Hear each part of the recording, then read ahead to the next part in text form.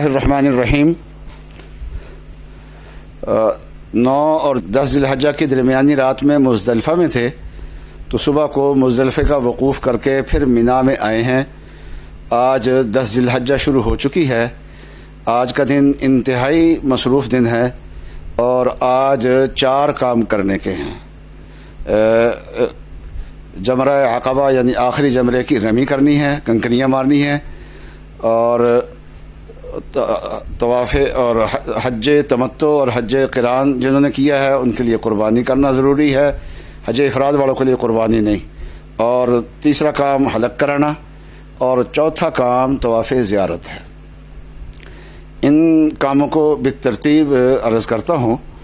تو پہلا کام یہ ہے، جب مزدلفہ سے مینا جائیں تو بہتر یہ ہے کہ اپنے خیمے کے اندر پہنچ جائیں، اور وہاں پہنچ کے ناشتہ وغیرہ کرنا ہو وہ کر لیں، چائے وغیرہ پینی ہو وہ پی لیں، پانی پی لیں، سانس لے لیں، کیونکہ آگے جا کے اب مصروفیت ہے، اور جو کنکریاں مارنے کا وقت ہے وہ بہت لمبا ہے، اس میں جلد بازی کی کوئی ضرورت نہیں ہے۔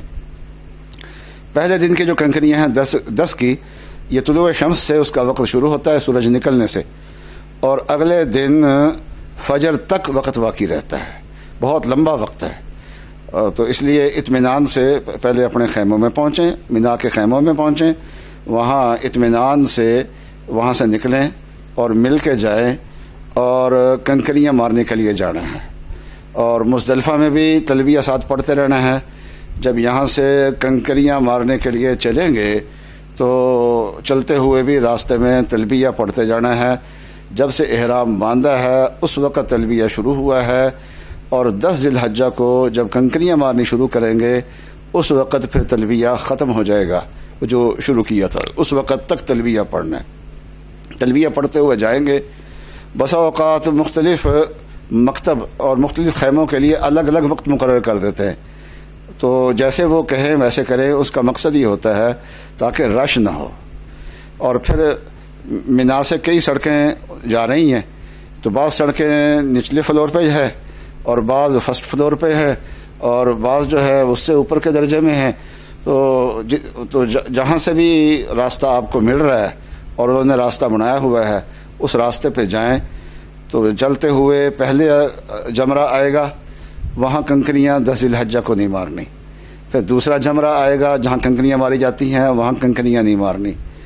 اور پھر تیسرا جمرہ آتا ہے، وہاں کنکریاں مارنی ہے۔ یہاں جو آپ نے کنکریاں مارنی ہے، بہتر یہ ہے کہ مزدلفہ سے یہ کنکریاں لے کے آئیں، 3 دن کے لیے کنکریاں لے کے آئیں۔ پہلے دن 7 کنکریوں کی ضرورت پیش آئے گی، دوسرے دن 21 کی، پھر تیسرے دن 21 کی، اور اگر چوتھے دن بھی کنکریاں ماری ہیں تو پھر 21 کنکریاں چاہیے۔ کچھ زائد کنکریاں بھی لے آنی چاہیے، اور چھوٹی چنے کے دانے کے برابر جو ہے وہ کنکریاں لانی چاہیے۔ اور آخری جمرے پہ کنکریاں مارنی ہیں۔ اور اس کے وہ رسول اللہ صلی اللہ علیہ وسلم نے فرمایا کہ یہ جمرات کی جو کنکریاں ہیں، رمی ہے، یہ اللہ کے ذکر کے لیے ہے۔ اور جب یہ کنکری مارنی ہے تو ہر کنکری مارنے کے ساتھ بسم اللہ اللہ اکبر کہنا ہے، اللہ کا ذکر کرنا ہے۔ وہاں پر ایک دائرہ سا بنا ہوا ہے، تو کنکری دیوار بھی بنی ہوئی ہے۔ دیوار تو صرف ایک علامتی طور پہ ہے، اس دیوار پہ کنکری نہیں مارنی۔ بس اوقات دیوار پہ کنکری مارتے ہیں تو وہ لوٹ کے باہر کو آ جاتی ہے، تو وہ کنکری ضائع ہو جائے گی، وہ پہنچے گی نہیں۔ اور بلکہ اس کے اندر جو دائرہ سا بنا ہوا ہے اس دائرے کے اندر پھینکنی ہے۔ دائرے کے اندر چلی گئی تو وہ نیچے جہاں اصل جمرہ ہے وہاں تک وہ کنکری خود پہنچ جائے گی۔ اس طریقے سے بسم اللہ اللہ اکبر، بسم اللہ اللہ اکبر کہہ کے 7 کنکریاں مار کے پھر پیچھے ہٹ جانا ہے اور پھر واپس آ جانا ہے۔ یہ جو کنکریاں ہم مارتے ہیں اس کے بارے میں رسول اللہ صلی اللہ علیہ وسلم کا ایک ارشاد میں نے سنایا کہ یہ اللہ کے ذکر کے لیے۔ بعض لوگ کہتے ہیں شیطان کو مار رہے ہیں، شیطان یہاں نہیں بیٹھا ہوا۔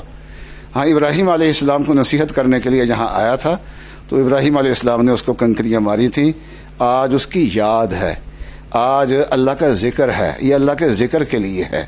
اللہ کا ذکر، یہاں سے اللہ کا نام بلند ہوتا ہے، اللہ کا ذکر بلند ہوتا ہے، شعائر اللہ میں سے ہے۔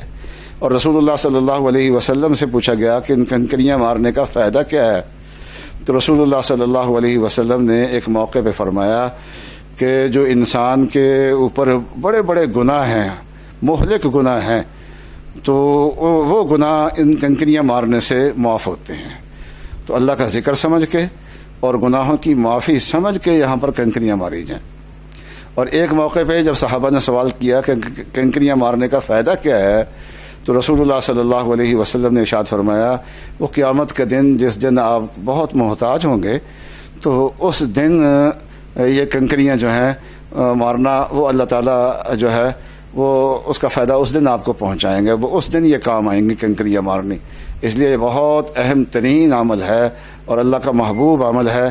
تو یہ کنکریاں مار کے پھر یہاں رکنا نہیں ہے، بلکہ پھر آگے اگلا کام جو ہے وہ قربانی کا ہے۔ تو قربانی کرنے کے لیے آپ چاہے مکے کی طرف چلے جائیں آگے یہاں سے نکل کے، اور چاہے پیچھے اپنے خیموں کے اندر آ جائیں، بہتر یہ ہے کہ آگے کو نکل جائیں اور مکہ مکرمہ میں چل جائے۔ اور اس کے بعد کا جو کام ہے وہ ہے قربانی کا۔ پہلا کام کنکریاں مارنے کا ہے، دوسرا کام قربانی کرنے کا ہے، اور قربانی کرنے کے بعد پھر تیسرا کام جو ہے وہ سر منڈوانے کا ہے۔ اور امام ابو حنیفہ رحمۃ اللہ علیہ کے نزدیک ترتیب واجب ہے، اس لیے 3 کاموں میں ترتیب ضروری ہے۔ چوتھا کام ہے طواف زیارت۔ طواف زیارت میں ترتیب ضروری نہیں ہے، وہ طواف زیارت سب سے پہلے نمبر پہ بھی کیا جا سکتا ہے، سب سے آخر نمبر پہ بھی کیا جا سکتا ہے، اور ان 3 کاموں کے درمیان میں بھی طواف زیارت کیا جا سکتا ہے۔ تو اس میں انسان کی مرضی ہے۔ تو بہتر یہ ہے کہ یہ 3 کام ترتیب کے ساتھ کر لیا جائے۔ لیکن آج کل چونکہ قربانی کرنا انسان کے اپنے اختیار میں نہیں ہے، وہ کسی سے کروانی پڑتی ہے، یا وہاں کے بینکوں کا جو نظام ہے اس میں پیسے جمع کرانا پڑتے ہیں، اور زیادہ ترتیب کی اہمیت ہے ہی قربانی اور سر مڑانے میں ہے، تو وہ انسان کے اختیار میں نہیں ہے۔ اور جب انسان کے اختیار میں نہیں ہے تو اس لیے باقی، اور پھر وہاں کے علماء کرام خطبوں میں یہ بیان کرتے ہیں کہ ترتیب ضروری نہیں ہے، اور وہ علماء کرام چونکہ وہاں کے منتظم ہیں، اور منتظمین کی رائے پہ کو لینا چاہیے، ان کی بات کو لینا چاہیے۔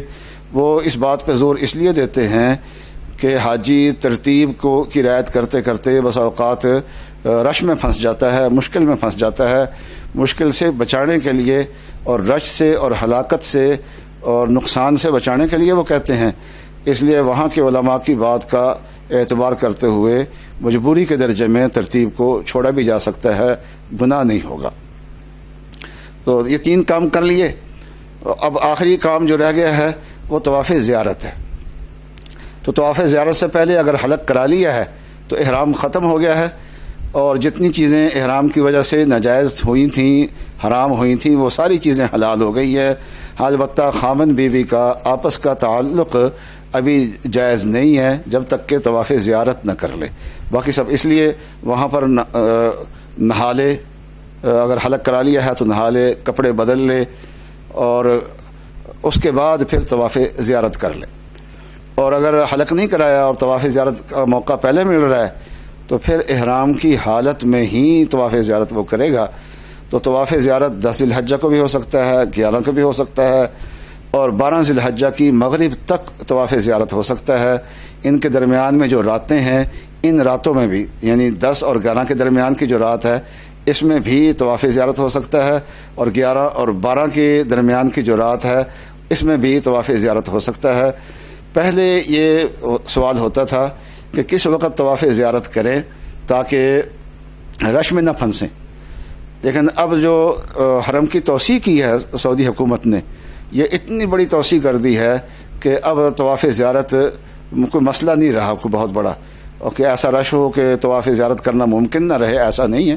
ویسے رش تو ہوتا ہے، لیکن یہ کہ بہت زیادہ رش اس میں ناممکن ہو، ایسا نہیں ہے۔ کسی وقت جا کے بھی طواف زیارت کیا جا سکتا ہے۔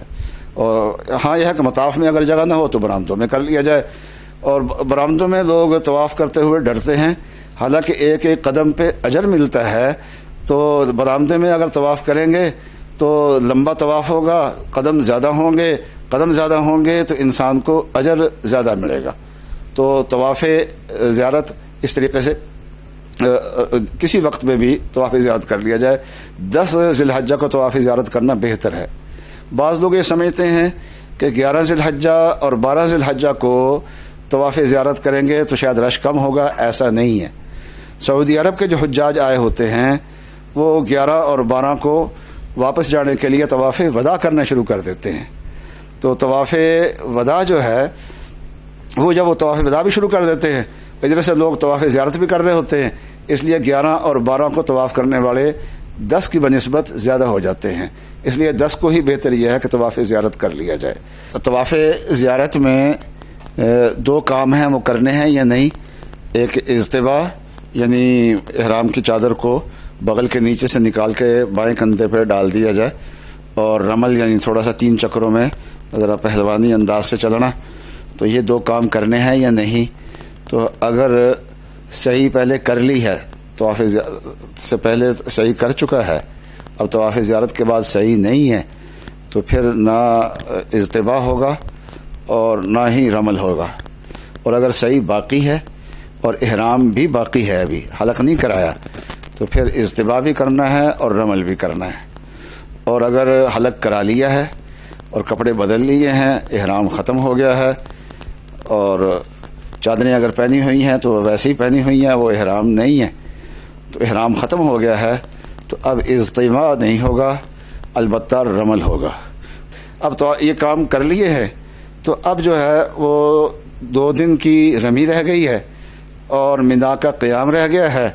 تو منا کا قیام ضروری ہے یا اس کا حکم کیا ہے، اور پھر مکہ میں رہنے والے جو مصروف لوگ ہیں، مکے کے ارد گرد کے مصروف لوگ ہیں اور حج کے لیے آئے ہوئے ہیں، وہ منا کے قیام کو چھوڑ دیں، سیدھے عرفات پہنچیں، عرفات اور مزدلفہ سے سیدھے واپس آ جائیں، تو ان کا کیا حکم ہے، یہ الگ یہ مسئلہ انشاءاللہ بیان کیا جائے گا انشاءاللہ۔